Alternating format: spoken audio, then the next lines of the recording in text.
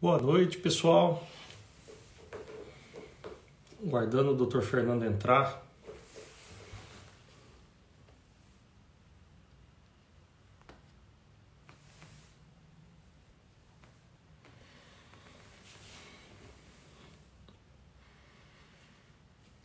Boa noite, boa noite. Estamos aguardando o Dr. Fernando entrar.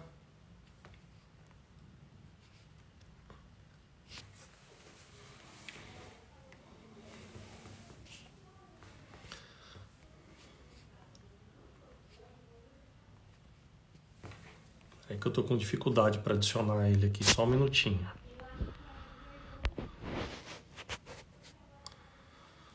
Fernando.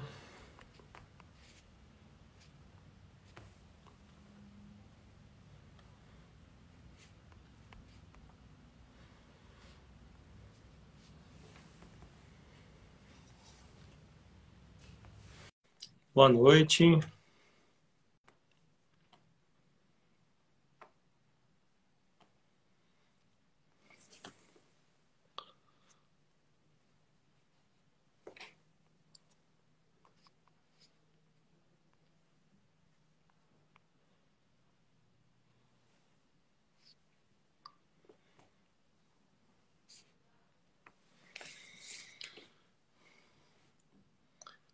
Boa noite, Dr. Fernando.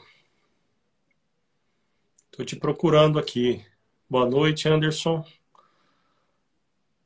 Boa noite, dona Marlícia Osvaldo. Um abraço para vocês. Dr. Samir, obrigado pela presença de vocês.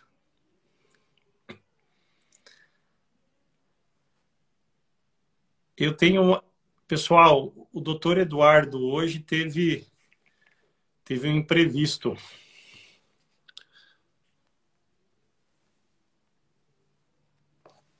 O doutor Eduardo não vai poder participar da nossa live hoje. Ô, meu amigo. Ô, Luiz. Que bom te ver. Meu amigo. É isso aí. Como vai? Boa noite. Boa noite, Luiz. Boa noite a todas as pessoas aí que se dispuseram a estar aqui com a gente para escutar o nosso bate-papo aí. Eu acho que a gente podia esperar mais um minutinho, Fernando, que as pessoas estão entrando ainda. Tá bom. Tá? Como é que estão as coisas, meu amigo? Você tá com cara de cansado. Tô não, cara. Tô feliz. Por que você tá feliz? Me conta. A semana acabou, foi produtiva. A gente conseguiu atender bastante gente, ajudar bastante gente. Todas as cirurgias deram certo. Eu acho que a gente fica feliz, né, com essas coisas.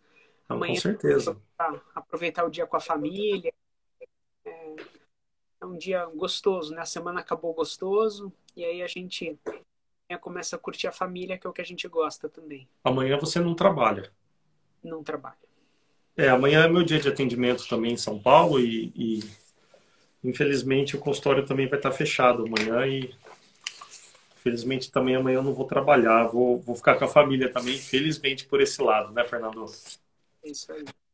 Bom, meu amigo, vamos começar? Nós estamos com 26 pessoas nesse momento online, daqui a pouquinho a gente já vai ter mais gente, provavelmente. Então, eu queria, antes de mais nada, apresentar o Dr. Fernando Guastella.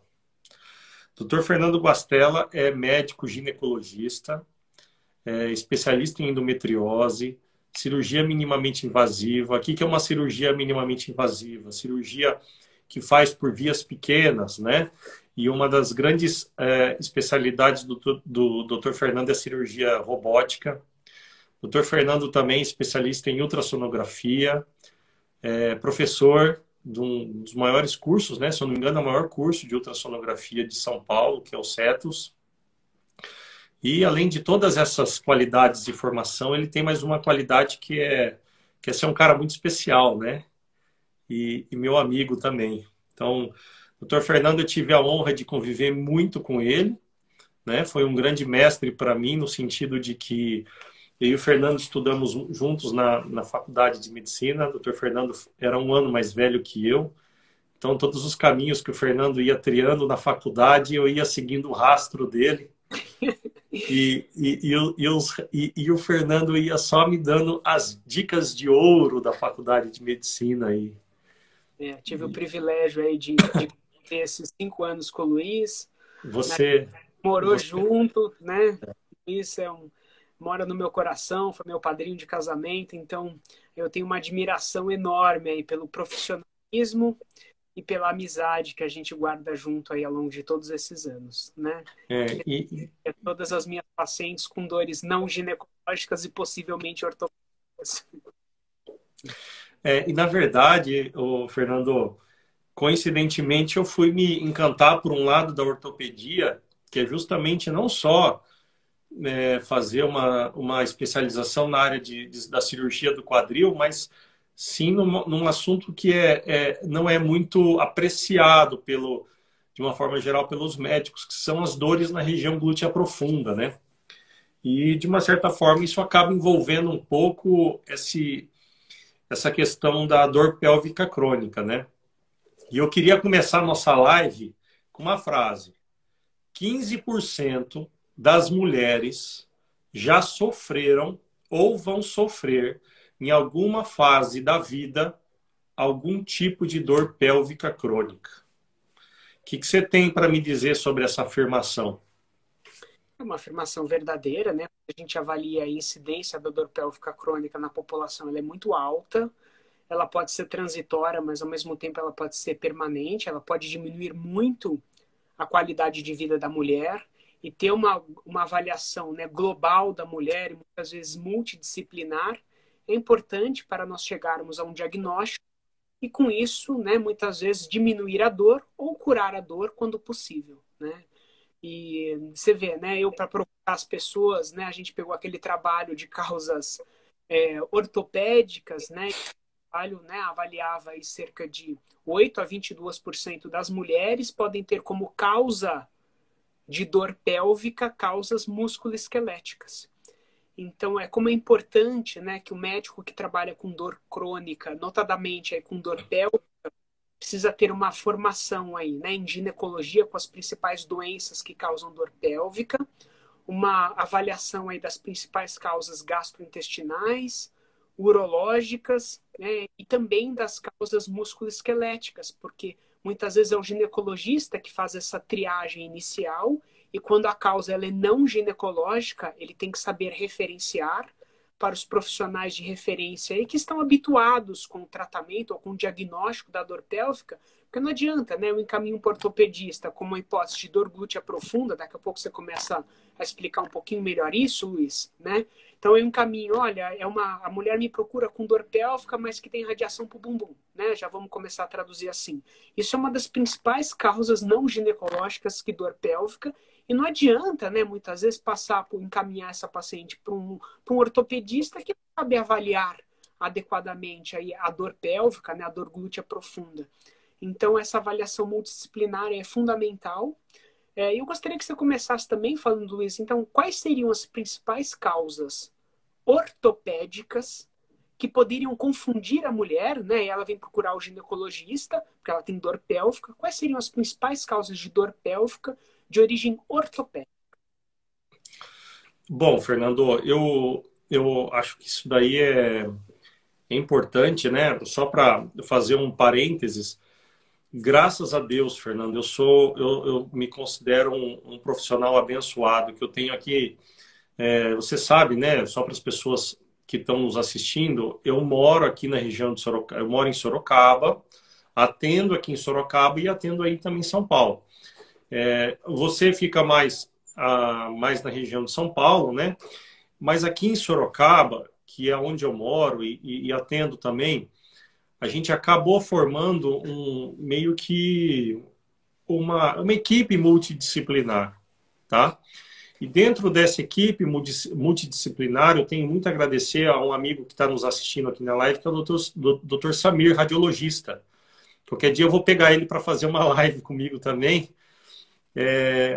E ele tem me ajudado muito nesses diagnósticos e devo estar trabalhando com isso hoje mais ou menos há uns 6 anos, a ponto de que as queixas ortopédicas e ginecológicas, até certo ponto, acabam se mesclando um pouquinho, que de vez em quando que a ortopedista acaba fazendo o diagnóstico de endometriose, né? E aqui também a gente acaba tendo profissionais que a gente também trabalha nessa forma de troca de pacientes e assim como com você aí em São Paulo.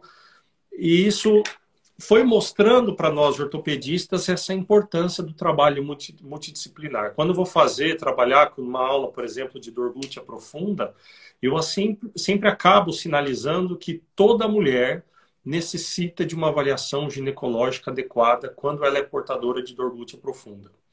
Depois você vai explicar para a gente a respeito dos diagnósticos de endometriose. Então, quando a gente fala das causas ortopédicas que causam dor pélvica crônica, eu acredito que as principais localizações da dor pélvica crônica na ortopedia estão relacionadas com as dores que ocorrem na região anterior da pelve e principalmente na região posterior da pelve. Tá? Eu acredito que as dores que ocorrem mais na região lateral da pelve, essas eu acho que acabam confundindo um pouco menos e as pacientes acabam procurando a gente, ortopedista, já de uma forma mais direta. Tá? Eu peguei uma pelve aqui para mostrar e para ilustrar um pouquinho a localização, tá? A gente tem aqui na frente a sínfise púbica. É um local muito comum quando as pacientes desenvolvem um processo inflamatório nessa região. A gente tem um disco aqui na região anterior da pelve chamado sínfise púbica. E aqui a gente tem o osso pubis. Se a mulher ela faz uma atividade física ou se ela é mais idosa e tem uma fraqueza muscular nessa região, ela pode desenvolver um processo inflamatório nessa localização, na região anterior da sínfise, né? E de uma certa forma causar uma dor na região que pode confundir com uma inflamação na região, por exemplo, de bexiga, ou uma infecção urinária é muito frequente, porque a dor nessa região, de uma certa forma, acaba gerando uma contratura muscular, não só da parede abdominal, mas dessa região anterior do assoalho pélvico. Tá? Então, a gente observa muitas disfunções de sínfise púbica nas pacientes e, principalmente, aqui na região do quadril, tá? Da articulação coxofemoral. Muitas vezes, Fernando, pacientes que nem imaginam que elas nasceram com problemas do quadril ou que desenvolveram patologias do quadril na infância ou que porventura tiveram uma patologia degenerativa do quadril que foi ocorrendo de forma lenta, pode dar sintomas na região do pé da barriga, ali na região da virilha. E essas pacientes também acabam confundindo, por exemplo, aí você pode explicar para a gente dores na região do ovário ou até causas intestinais, por exemplo. Tá? Só para você ter uma ideia, estatisticamente, pacientes que são operados de causas como hérnia inguinal, 13% desses pacientes podem apresentar problemas no quadril. E esses pacientes vão ter os sintomas na região lá da hérnia, da região acima dessa região do pubis, né? Então, essa daqui é a localização das dores mais na região anterior. E quando a gente fala na região posterior, a gente observa que esse local aqui, que é a incisura do nervo ciático, né? O nervo ciático sai por aqui, ele é muito próximo dos órgãos que ficam localizados aqui dentro da pelve, tá? Então, problemas nessa articulação aqui, por exemplo, ó, sacroilíaca, tá? Existem diversas patologias que acometem a região sacroilíaca que podem gerar dor pélvica crônica, disfunções e contraturas desse músculo posterior chamado músculo piriforme, pode confundir com dor pélvica crônica e nem sempre, às vezes essa dor ela vai ter uma sintomatologia clássica, como irradiação para os pés, irradiação por trás da perna. Às vezes a localização fica realmente na região da pelve mesmo. Então, Essas são as causas mais frequentes, tá? Então, a gente divide mais anterior e posterior, e eu acredito que essas são as causas mais comuns. É claro que a gente tem que analisar se essa paciente ela é uma esportista, se ela faz uma atividade física, se a dor é mecânica, se tem algum movimento que piora a dor dela. Muitas vezes as causas ortopédicas estão relacionadas com as movimentações, né? Então, o paciente tem dor quando entra e sai do carro, o paciente tem dor quando vai colocar uma meia, o paciente tem dor quando vai cortar as unhas dos pés. Geralmente, a gente acaba observando essa relação mais mecânica nas dores. Mas o X da questão é que, principalmente as dores que ocorrem na região glútea profunda, elas são de diagnósticos muito difíceis. Se vocês não fazem um exame físico adequado e você não tem uma imagem uma qualidade de exame satisfatória, você acaba não fazendo o diagnóstico. E daí esse paciente fica rodando de profissional em profissional, com a esperança de que alguém descubra a causa da dor dela. Então ela vai no ortopedista, vai no ginecologista, vai no urologista, vai no gastro, acaba passando com todos esses profissionais. Mas se você não faz o exame físico adequado, acaba não fazendo o diagnóstico. Então não é infrequente os pacientes chegarem com uma sacola de exame no consultório e com uma lista de medicações. Olha, eu já tomei todas essas medicações. Eu já passei com 10 médicos. Doutor, você é o 10º médico que eu passo. Não sei se você se depara um pouco com isso, mas acaba sendo um pouco da nossa realidade do paciente com dor pélvica crônica. Mas eu gosto dessa situação, porque eu gosto de desafio, né? Não, eu também gosto. É aí que a gente percebe como o nosso papel é importante, né? Do tipo, poxa, ninguém descobriu o que ela tem, mas a gente se empenha muito e a gente fica muito feliz quando a gente descobre o motivo para a gente poder tratar, né, a paciente. Então, Fernando, me fala, quantas vezes você examinando um paciente você não escuta, doutor, ninguém nunca tinha me examinado dessa forma? E nem ter conversado, né? É assim, dor pélvica não é uma consulta rápida, né? É por isso que, assim, no consultório, né, cada consulta ela tem duração de pelo menos 1 hora, né? Porque não dá para você fazer uma anamnese, um exame físico detalhado, explicar tudo que a paciente já passou ao longo da sua vida, checar todos os exames que ela já traz para a gente em consultas curtas, né? Então, às vezes a paciente, na verdade, pergunta, doutor, você atende convênio?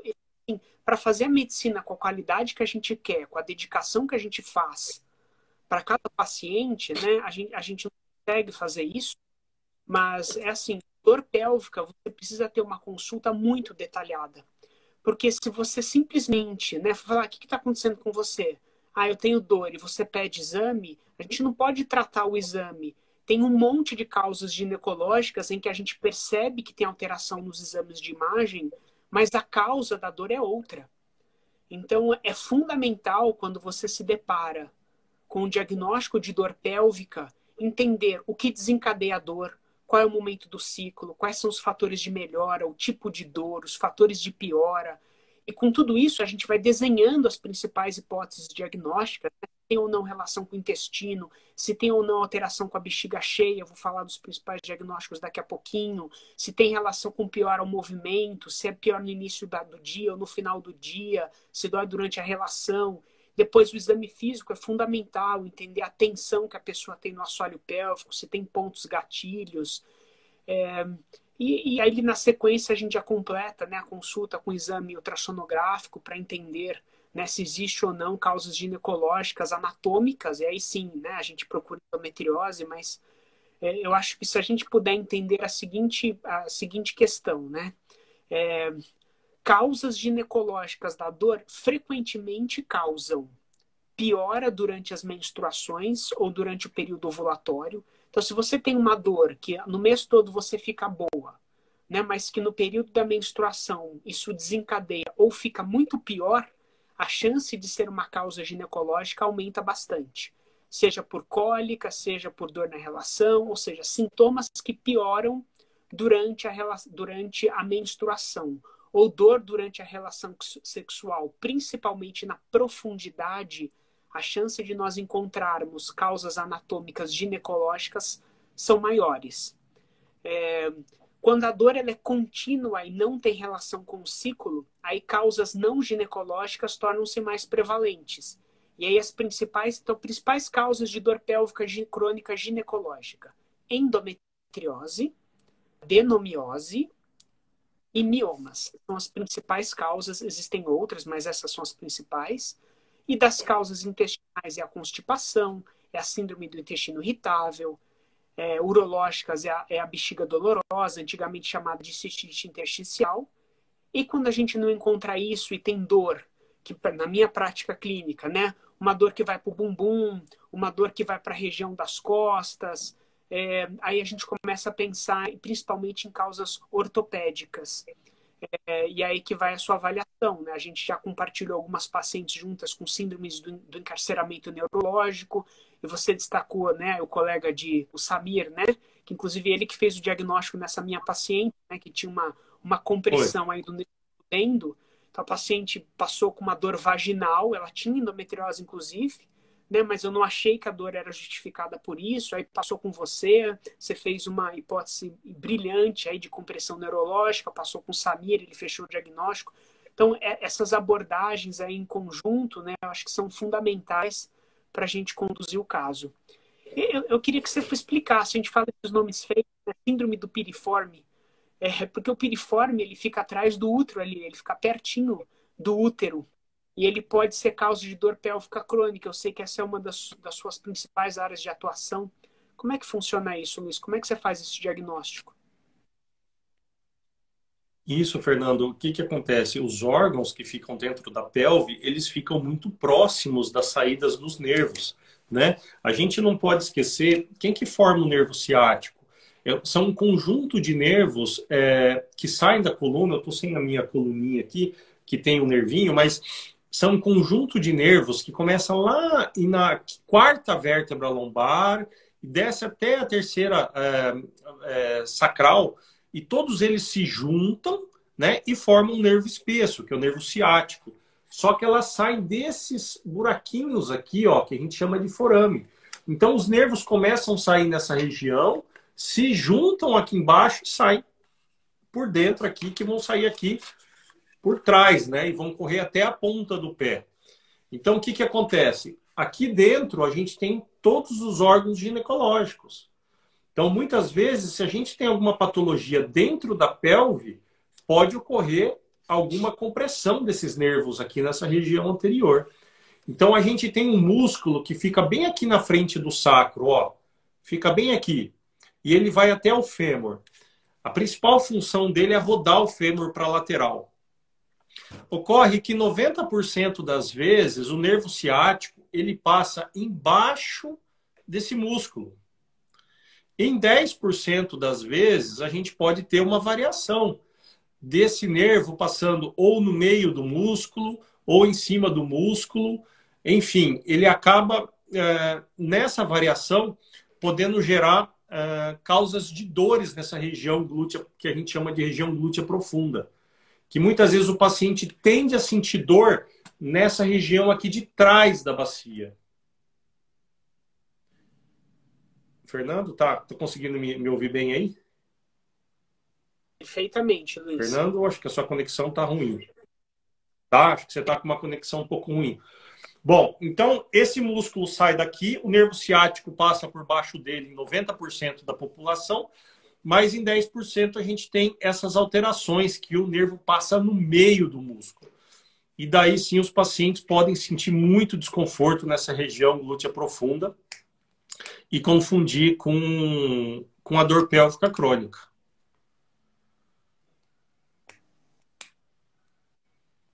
Então é isso, Fernando. Essa é a síndrome do piriforme.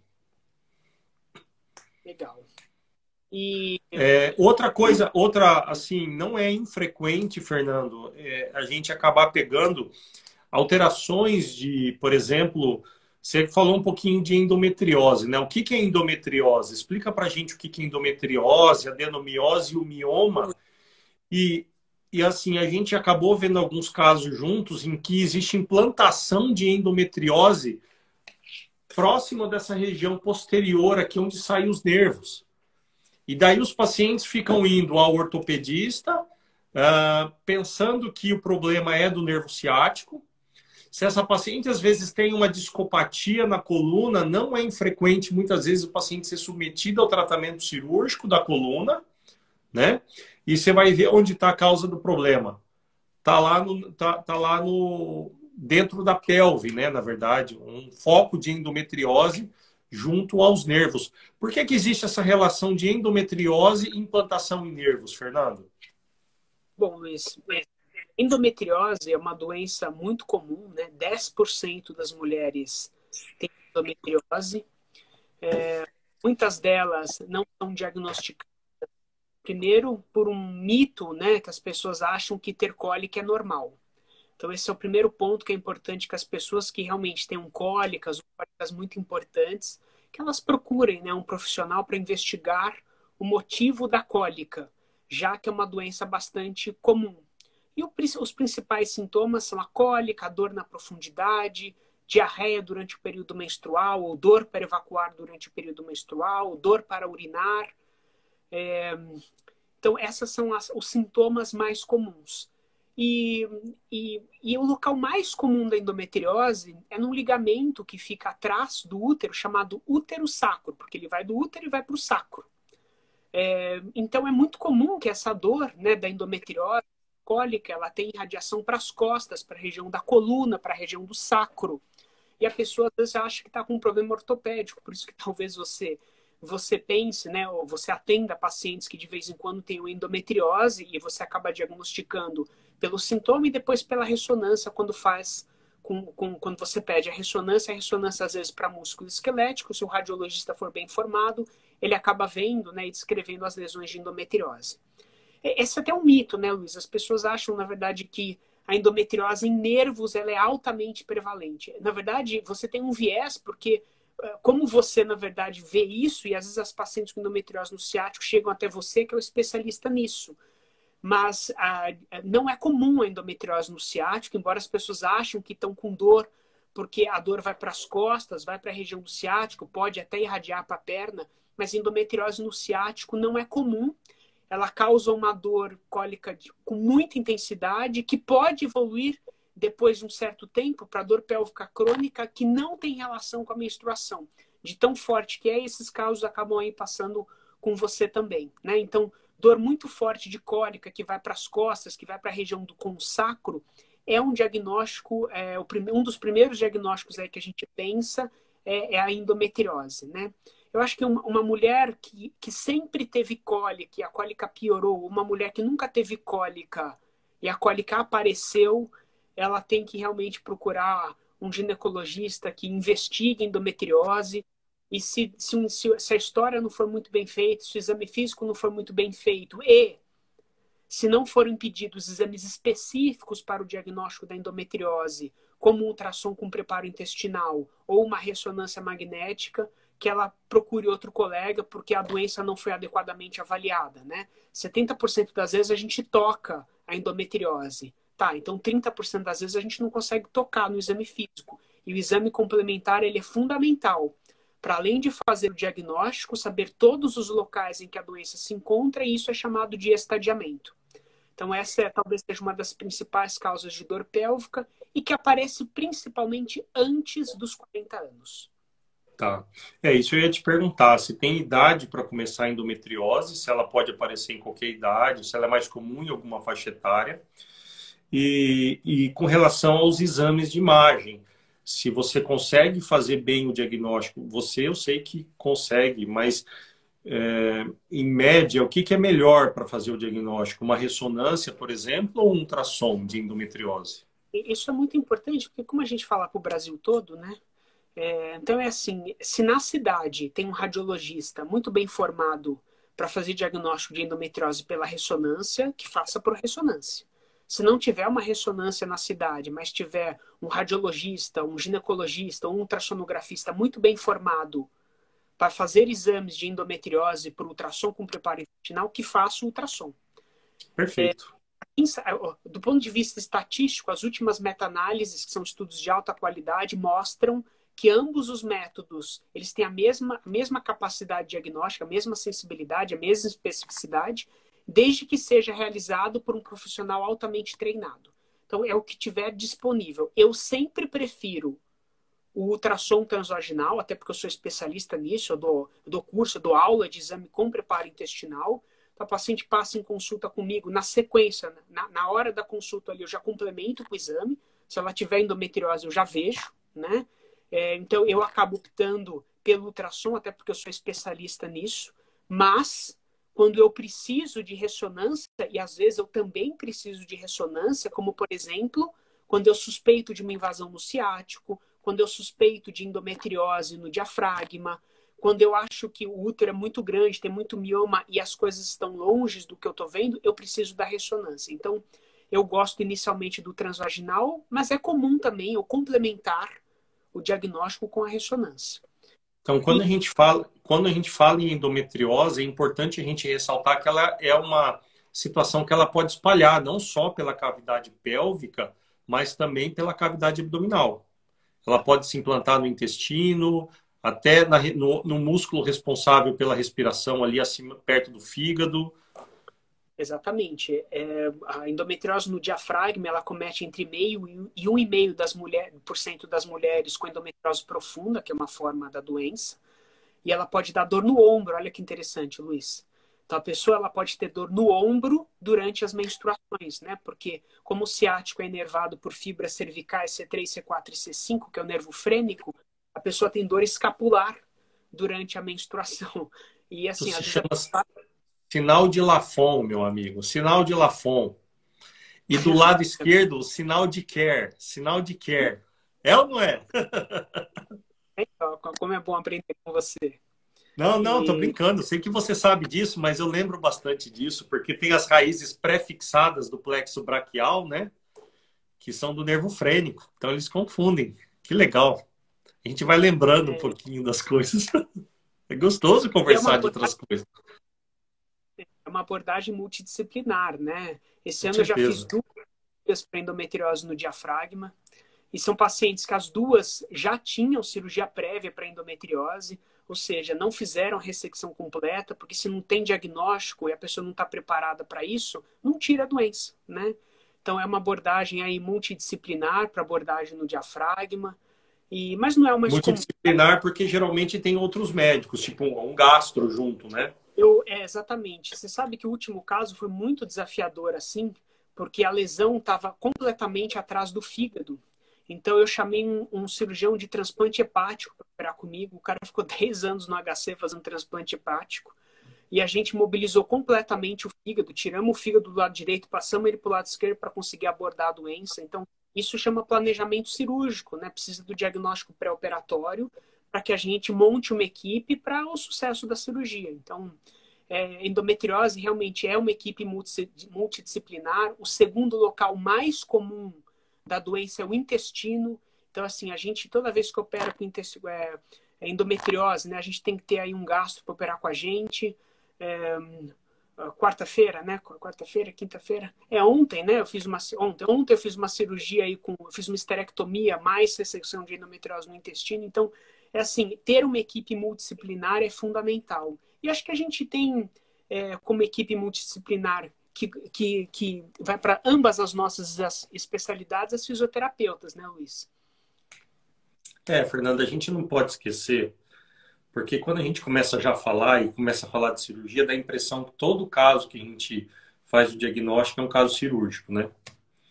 E, na verdade, a gente não pode esquecer que o diagnóstico clínico, tanto da parte ortopédica quanto da parte ginecológica, na maioria das vezes, não sei dizer em porcentagem, mas, por exemplo, falando em síndrome do piriforme, 80% melhoram com fisioterapia. Então, os fisioterapeutas são muito parceiros nisso, muito.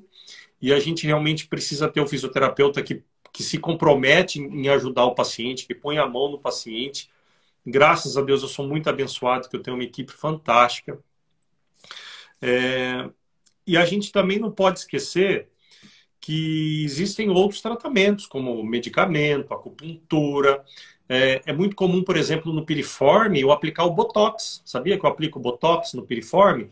Eu passo ultrassom, acho o piriforme, ponho a agulha dentro dele, aplico o Botox, daí com isso eu paraliso o piriforme e a paciente melhora os sintomas ali daquela região glútea profunda. E acaba sendo menos de 5%, talvez, dos casos que precisam de cirurgia, né? E da parte ginecológica, como que é o tratamento da endometriose? A maioria é cirúrgico ou cabe bem o tratamento clínico? E como é que é a questão da... Você tem uma outra equipe, né? Talvez você não trabalha com fisioterapeuta normal da parte músculo-esquelético, que é o fisioterapeuta ortopedista, vamos dizer assim. Você tem mais um ortopedista que trabalha mais com a parte, o fisioterapeuta que trabalha mais com a parte urogenital, né? Ginecológica. Exatamente. É outra especialista em doenças aí da pelve, né? E a gente vai chegar. Então vamos lá. Em relação a casos cirúrgicos, diagnóstico de endometriose não é igual à cirurgia. A maior parte das pacientes com endometriose não deve ser operada. O tratamento para endometriose, ele visa o controle dos sintomas e melhorar a qualidade de vida. Esse é o objetivo da endometriose. Quando esse tipo de tratamento não é efetivo, é aí que a gente pensa em fazer cirurgia. Então, é raro nós operarmos uma paciente que não tenha dor. Quando que a gente opera uma paciente que não tem dor? Quando você tem uma lesão no ureter, ela vai perder o rim. Quando você suspeita de uma lesão maligna, porque endometriose no ovário, né, ela pode se virar um câncer de ovário, e em situações bem específicas para essa situação, mesmo sem dor, a gente opera. Mas a maior parte das pacientes com endometriose, ela não deve ser operada. Até porque cerca de 10% a paciente que opera de endometriose, ela tem uma chance de retorno da doença em cerca de 10% ao ano. Então, é fundamental o controle clínico da doença e outras coisas. Né? As pessoas acham, na verdade, que endometriose tem tratamento, né? Que você vai tomar um remedinho e a doença vai sumir. Isso não é verdade. Os tratamentos para endometriose eles têm como objetivo, né? Primeiro, o tratamento tem que ser mudança no estilo de vida. Então, atividade física, mudança alimentar, gestão do estresse. Então, isso é importante, né? Um sono de qualidade. E aí, o tratamento hormonal, ele tem como objetivo o controle dos sintomas. Porque ele não faz a doença profunda desaparecer. Ele pode ter um papel, às vezes, no endometrioma. O endometrioma realmente pode diminuir de tamanho, às vezes até desaparecer. Mas as lesões profundas, elas permanecem. Então, o objetivo do tratamento é o controle dos sintomas e estabilizar a doença. E em pacientes que têm endometriose e infertilidade, aí o objetivo do tratamento tem que ser fazer esta mulher engravidar. Então, aí os tratamentos de reprodução assistida são muito importantes, né? Ao invés de querer operar, é realmente indicar um procedimento de reprodução assistida, e isso é muito importante para esse tipo de paciente. Porque operar, na verdade, não é o tratamento de escolha. E aí as fisioterapeutas, elas têm um papel muito importante, porque a gente tem cerca de 60% de associação com disfunção vesical e com doença do assoalho pélvico relacionada à endometriose. Então, existe endometriose em nervos pélvicos, além daqueles que você citou, né, que é o ciático, tudo isso, mas você tem no nervo hipogástrico, nos nervos esplâncnicos e no plexo hipogástrico inferior. Esses nomes feios não interessam aí para o público, mas esses nervos, eles inervam a bexiga, eles inervam o intestino e eles contraem o útero. Por isso que é comum na endometriose a pessoa ter diarreia durante o período menstrual, ou ter dor prevacual, ter constipação cíclica, porque existe uma inervação comum ao útero, à bexiga e ao intestino. E como a dor é visceral, né, ela pode, na verdade, determinar manifestações viscerais nos outros órgãos. Por isso que isso acontece na endometriose. E você ter uma fisioterapeuta, né, com formação aí na pelve, isso é fundamental aí para a pessoa muitas vezes controlar sintomas, como, por exemplo, a dor na relação sexual, porque inicialmente ela é na profundidade, mas por ela ter tanta dor, ela acaba contraindo involuntariamente a entrada da vagina e faz um vaginismo, que é essa dor na entrada. Então, esse relaxamento do assoalho pélvico e o fortalecimento da musculatura pélvica, são fundamentais, né, no controle da dor pélvica crônica relacionada aos músculos da pelve, ao diafragma pélvico. Ou seja, todos esses músculos que você está explicando, eles acabam fazendo uma contratura, como se fosse uma contratura de proteção, certo? Exatamente. Então, o que é o assoalho pélvico? Veja se eu estou errado. É uma musculatura que forra essa parte inferior da pelve, que é a musculatura que sustenta todos esses órgãos importantes que você está citando, né? O intestino, a bexiga, o útero, o ovário. Então, quando você apresenta qualquer patologia nesses órgãos internos da pelve, essa musculatura ela reage gerando essa contratura, né? E eu estava refletindo bastante sobre isso nos últimos dias e a musculatura do assoalho pélvico ela tem muita correlação com é óbvio, porque o nosso corpo é um conjunto.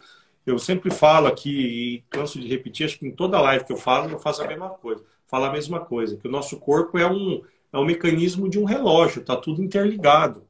Então, se você tem uma disfunção do assoalho pélvico, não tem como a musculatura que está aqui em volta da região da região glútea e da musculatura que vai para a região posterior da coxa, por exemplo, também não sofreu uma consequência disso, né? Então, muitas vezes, as pacientes que a gente tenha de mais idade, a gente vai observando que a pelve delas, por fraqueza da musculatura abdominal, fraqueza da musculatura glútea, elas vão inclinando para frente, né? E com certeza essa mudança da inclinação da pelve durante esse envelhecimento, essa falta de exercício, essa falta de fortalecimento, acaba gerando disfunções ginecológicas também. Então, daí é mais uma interligação que eu percebo entre o ortopedista e você, ginecologista, Fernando. As disfunções ortopédicas mecânicas certamente geram disfunções ginecológicas, como, por exemplo, a incontinência urinária, né? E daí a importância dos fisioterapeutas em nos ajudar a tratar esses pacientes. Eu costumo brincar aqui que não sou eu que vou tratar, eu só vou dar o caminho, né? E o paciente só vou tratar quando precisar de uma infiltração, quando precisar de um procedimento cirúrgico, daí eu vou entrar de fato. Mas, tirando isso, quem vai resolver o problema do paciente muitas vezes é o fisioterapeuta. Você falou bem, né? Essa mudança no eixo do paciente, né, com a idade, associada à falta de estrogênio e perda dos músculos, porque quando a gente vai envelhecendo, né, a gente vai perdendo músculo, né?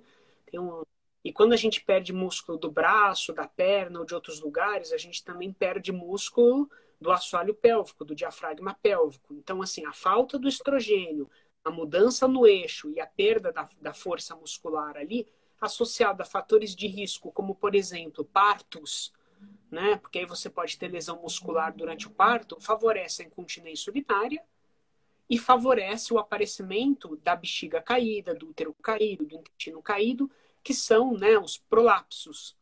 E o tratamento do prolapso, ele constitui, né, e muitas vezes a paciente já está meio que na menopausa, fisioterapia pélvica, reposição hormonal, principalmente quando a gente tem aí, né, incontinência urinária, e quando não resolve, aí sim a gente pensa em cirurgia. Então, é o que você falou, né? Então, essa disfunção do eixo aí favorece o aparecimento de alterações do assoalho pélvico, e isso é corroborado aí com o envelhecimento, com a falta de estrogênio, com as lesões da musculatura que podem ser ocasionadas durante a gestação, né? Não somente o parto, né? Então, para a mulher que teve filho de parto normal ou cesárea, ambas, né, são fatores de risco aí para as É distopias. isso que eu ia te perguntar.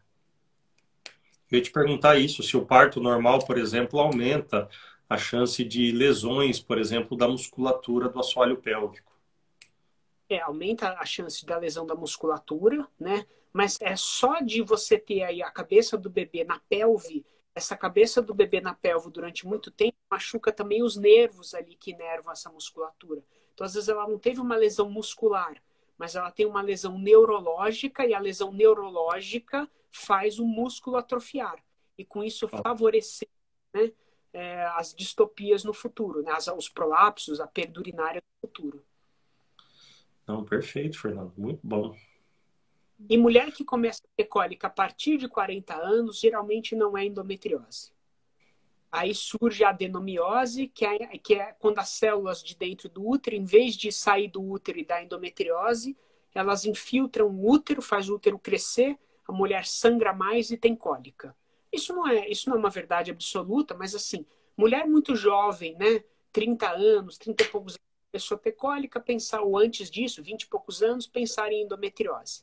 Cólica surgiu a partir de 40 anos, tem mais chance de ser mioma, adenomiose. E dor na bexiga, próximo da menopausa, tudo isso, às vezes a falta de estrogênio pode dar dor na bexiga, ardência na vagina, dor para urinar. Isso chama síndrome urogenital. E aí a reposição hormonal, ou fazer laser, ou radiofrequência ali na vagina, melhora esses sintomas. Então é interessante como, às vezes, um sintoma urinário pode ter uma causa ginecológica. Outra causa muito comum de dor pélvica, como diagnóstico diferencial, chama síndrome da bexiga dolorosa, que antigamente chamava síndrome cistite intersticial. Então, esses são sinônimos, né? Cistite intersticial e síndrome da bexiga dolorosa. Então, a pessoa faz 30 vezes por dia xixi, faz um monte de vezes xixi, ela tem dor pélvica crônica na região anterior. Como região anterior é diagnóstico diferencial das suas pubeites, né? Na região ali. Então, uma paciente que faz muitas vezes xixi, por dia, associado a, de repente, uma vontade muito forte de fazer xixi, isso chama urgência miccional.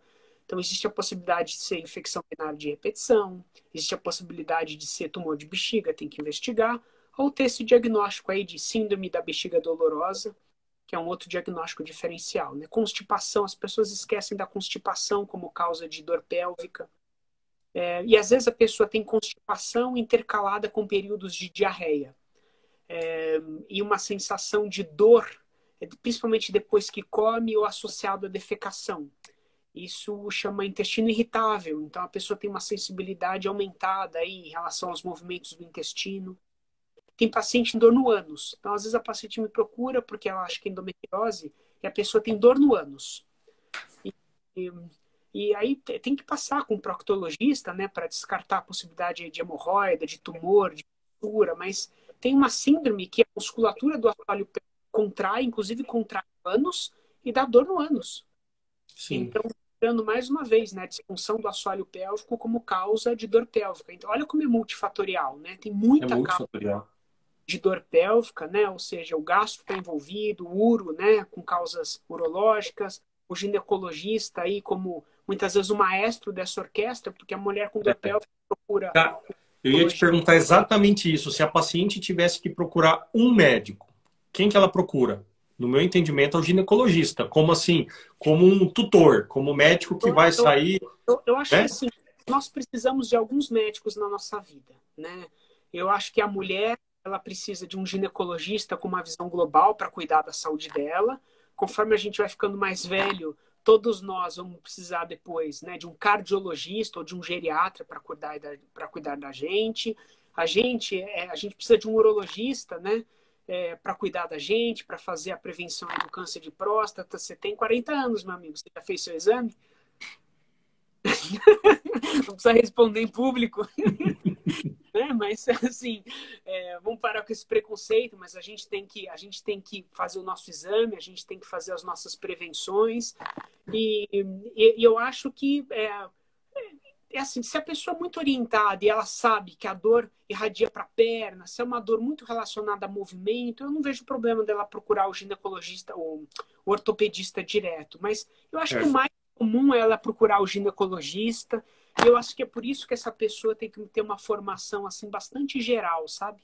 Então a paciente me procura para saber do colesterol, a paciente me procura quando ela tem outros problemas na vida dela, e se a gente não consegue resolver, a gente tem que saber para quem encaminhar. Eu acho que porque não dá para a pessoa ter 15 especialistas cuidando da saúde dela.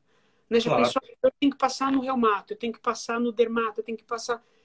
Eu acho que assim, vai passar com um médico, muitas vezes é o ginecologista, e aí ele vai encaminhar para os profissionais da sua confiança, porque é tão difícil, né, se você procurar alguém. A gente que é médico, acho que tem uma grande vantagem, né, Luiz? a gente conhece quem é bom e quem é ruim, né?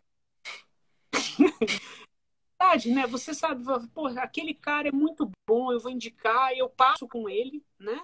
E às vezes o paciente não sabe muito disso, né? Então, assim, você tem um médico de confiança que depois te encaminha para o profissional certo, eu acho que isso é muito bacana. É Então, verdade. uma pessoa que tem dor pélvica crônica, eu acho que ela tem que ser avaliada aí pelo ginecologista, a pessoa tem que identificar e procurar as principais causas ginecológicas. A gente que trabalha com dor pélvica sabe diagnosticar a síndrome da bexiga dolorosa, e outros diagnósticos diferenciais envolvidos com a nossa área. Mas é assim, a gente precisa ter depois o proctologista, o gastro para trabalhar com a gente precisa ter o urologista e a gente precisa ter o nosso ortopedista de carteirinha, né? Ou seja, aquele cara, na verdade, que a gente confia que vai fazer uma avaliação global da dor pélvica da paciente. Uhum. Eu acho que existem aquelas duas pessoas, né? As pessoas não sabem a diferença, né, Luiz, do ortopedista e do traumatologista. Mas Sim. desculpa falar isso, mas é verdade, né? Existe aquela pessoa que conserta a fratura, existe aquela pessoa que estuda a parte clínica da paciente de maneira muito profunda. E assim, você é um ortopedista reumatologista, que eu brinco, né? É, você entende tudo da parte clínica da mulher, não era à toa que a professora de reumatologia da faculdade te adorava, porque você sabia de clínica, você estuda de maneira global as pessoas e faz uma baita anamnese, um baita exame físico. Então, eu fico muito tranquila aí de você avaliar minhas pacientes. Fiquei muito feliz quando você voltou para São Paulo para atender, para que eu possa mandar minhas pacientes para você, né? Fico agradecida aí que você tem avaliado minhas pacientes. Então, é um privilégio, mais uma vez, né, estar próximo de você e a gente continuar aí trabalhando juntos, se vendo mais, se falando mais, né? Que bom Oh. que a gente está trocando paciente, porque isso é muito fundamental. Alguém colocou aqui, né? E psicólogo. Psicólogo é muito importante em uma série de situações, porque o estresse piora Não, muito dor não, o pélvica crônica. psicólogo também, mas na verdade ela está falando que eu sou o psicólogo dela, né? Que eu sou até o psicólogo dela, Ah, né? Dona Merina é uma paciente muito querida. Um beijo para a senhora. e Mas, assim, sem não dúvida, é incomum. o psicólogo, nutricionista, o Fernando, ó, só voltando um pouquinho.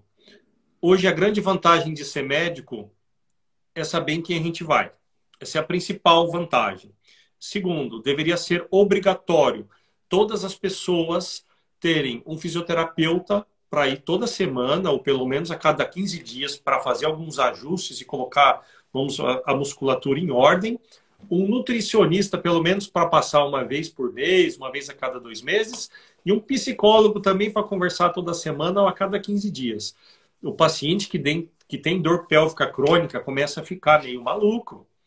As células conversam, os neurônios conversam entre eles através da liberação de substâncias químicas.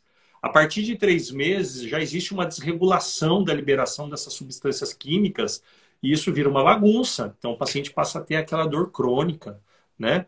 Então eu só incluiria também na equipe multidisciplinar do meu lado o radiologista e o reumatologista do meu lado, ortopédico, né? Mas enfim. Obrigado pelas Eu, palavras. Também é uma honra muito grande, primeiro, de ser seu amigo, né? Segundo, ter a honra de ter não só pacientes suas em comuns comigo, mas pacientes minhas em comum com você, né? Poder contar com você quando eu preciso e eu contar com e vice-versa, né? Estarei sempre à disposição, meu amigo. obrigado, E Luiz. eu brinco o seguinte, eu não sei se você tem essa sensação. Sabe aquela série do Dr. House? Dr. House, aquele médico que descobre a causa da dor do paciente, a sensação que nós, médicos que investigamos a dor pélvica crônica, eu da parte ortopédica, acredito que você é da parte ginecológica, é que você é o Dr. House, né? Que você está buscando aqueles diagnósticos mais malucos possíveis para tentar descobrir a causa da dor do paciente. A paciente, quando fala, doutor, ninguém sabe o que eu tenho, aí que me motiva ainda mais, né? Procurar e encontrar, né? Eu acho que a gente gosta de desafio, a gente gosta de estudar, a gente gosta de conversar com a paciente, isso é muito bacana. E a gente fala em, né, controle do estresse. Né? Se você fala assim, a paciente tem que lidar com o estresse, uma das coisas que eu falo não adianta falar para a pessoa ficar calma. Aí que ela vai ficar mais brava com a gente ainda, né? A gente precisa, na verdade, fazer a gestão do estresse. Então, a pessoa precisa encontrar maneiras de fazer essa gestão. Eu acho que o psicólogo, o terapeuta, ele ajuda muito nessa situação também. Mas existem outras maneiras, massagem relaxante, mindfulness. Então, eu acho que é importante realmente você cuidar, né, do corpo e da mente, né, e não só do corpo. E a equipe multidisciplinar para isso é fundamental, meu amigo. Né? Que bom que a gente está se falando cada vez. É um privilégio aí Bom, poder. Fernando, então, mais uma vez, eu queria Pode te falar. agradecer. Eu queria te agradecer. Haja dinheiro mesmo, dona Merinda. Haja... Essa semana eu fui fazer um teste de alergia na clínica Dr. Marte aqui com uma colega chamada Rebeca. E eu tive alergia só. Ela falou assim: agora você tem que comprar um sabonete, não pode usar esse, não pode usar aquele, tem que comprar esse. Fui ver o preço de sabonete, quase R$ 40 um sabonete, Fernando. Estou brincando. Alergia é doença, tem que ser doença de rico, porque senão a pessoa não pode tomar banho. Né? E a mesma coisa, o certo é haja dinheiro, mas na verdade as pessoas elas acabam dando outras prioridades, né? Tava brincando com uma paciente hoje. Eu estava comentando daquelas cadeiras ginecológicas que tem o equipamento, daquelas pás que a gente coloca, que tem a onda magnética ali, que acaba ativando a musculatura, né? E acaba tratando um pouco as fraquezas do assoalho pélvico, abdominal, né? E ela se interessou bastante. Eu falei, para isso, o pessoal, quando você fala que o bumbum vai ficar bonitinho, redondo, o pessoal gasta. Que vai tirar a ruguinha do rosto, todo mundo gasta. Né? Para aplicar o Botox, né? A minha esposa é dermatologista, então eu não acho ruim. Mas, de uma forma geral, quando é para cuidar da saúde, quando você pede para o paciente procurar um bom fisioterapeuta, um bom nutricionista, um bom psicólogo, aí, ó, ninguém quer gastar com isso. Mas saibam o quanto isso é importante. Se você pode, se você tem essa disponibilidade, vale a pena. Vale a pena. Peçam ajuda. E é isso. Nosso tempo está acabando, Fer. Vamos falar um tchau para o pessoal e, mais uma vez, muito obrigado de coração por você ter aceitado esse convite de fazer. Eu sei que o seu tempo é super complicado. Muito obrigado mesmo. Para mim é um privilégio poder te ver, falar com você. A gente sempre falou, né, de fazer alguma coisa junto aí nas lives, nas redes sociais. E que bom que deu certo. Fiquei muito feliz da gente conversar. E agradeço a todo mundo aí que ficou assistindo a gente ou que ficou assistindo um pouquinho da gente. Muito provavelmente você vai salvar isso aí, né, Luiz? Aí você compartilha depois, a gente coloca aí nas nossas redes sociais aí, acho que dentro do IGTV, alguma coisa assim. Aí quem quiser Isso. assistir de Vou novo, deixar. quer indicar com alguém aí assiste. Eu estou finalizando dentro do tempo para eu conseguir deixar tudo salvo. Então a nossa live vai ficar salva. E para quem quiser depois, quiser deixar alguma dúvida, quiser perguntar alguma coisa também, pode mandar mensagem inbox para a gente pode ajudar. Mas de uma forma geral, é ruim ficar respondendo muitas coisas. O ideal é sempre passar numa avaliação. Então, se for pergunta muito relacionada, o que você acha disso, é muito difícil responder. Eu recebo muita pergunta disso, sabe? Mas, se for alguma pergunta genérica, vocês podem deixar embaixo da live ou mandar inbox para nós, que nós vamos, com o maior prazer do mundo, se a gente conseguir ajudar, estamos à disposição. Um beijo para todo mundo. Fer, muito obrigado. Tchau. Isso aí, Luiz. Um grande abraço aí para toda a família. Tchau. Tchau, tchau. Obrigado. Obrigado. Tchau, tchau. Tchau.